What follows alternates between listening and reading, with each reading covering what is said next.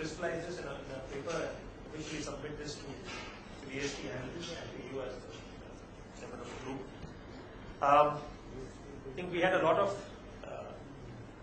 common themes which came across this afternoon, and a lot of violent agreements, and even recognition and acceptance of those issues from the various government stakeholders.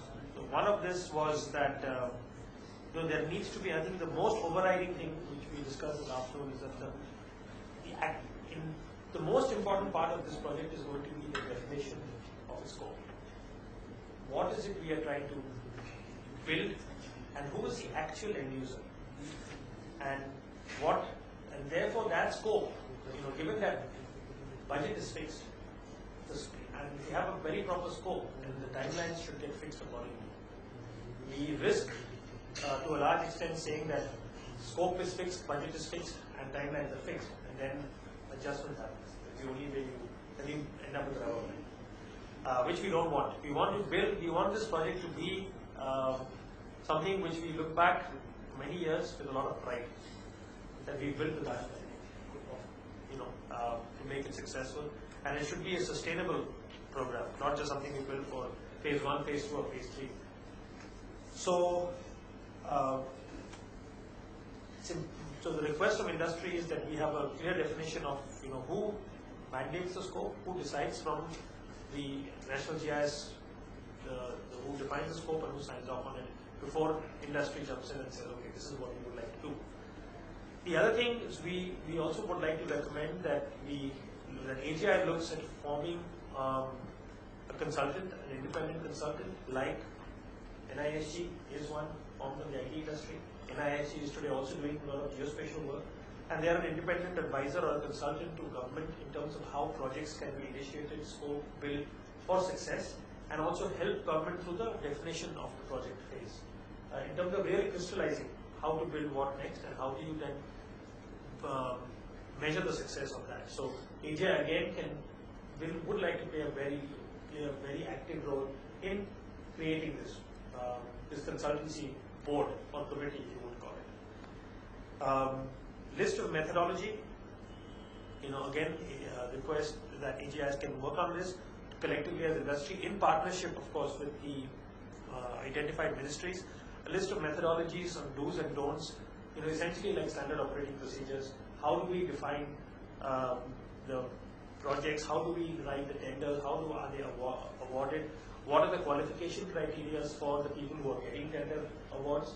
Do you, just say that everything should be given to CMM level 5? And what risks do you see? In our APDRP, everything was CMM level 5. That led to a lot of risk because they aren't the IT companies. They were not the geospatial companies. So, and how do you have quality control across the entire phase of the project, not just wait for final deliverable and then start measuring quality? And so this is a working document of standard operating procedures.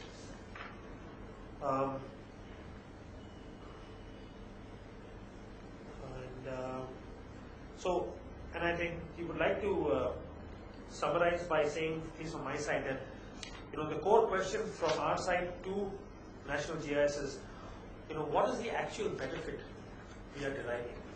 And let's not say that we built a very, very powerful, strong geospatial platform for all kinds of GIS applications or geo-enabled applications. What is the actual end user benefit? And one of the examples I can say is that, okay, from an urban governance, we can define is that by the year 2017, we do not want flooding in Delhi territories. Up to this much rainfall in a day, it should not flood.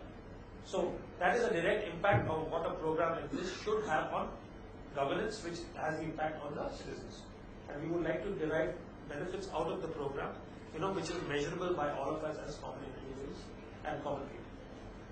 And I think that's it from my side. Bharti, will you have? And sorry, one more point, a very important point made by Rajesh.